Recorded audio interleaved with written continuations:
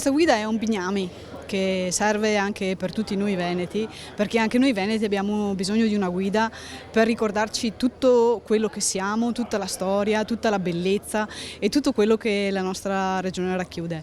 È una guida pratica, veloce e agile, può servire per noi, può servire per il turista, può servire per chi è all'estero, ma si ricorda del nostro Veneto, quindi il nostro bignami. La guida si rivolge anche ai tanti veneti che sono emigrati nel mondo.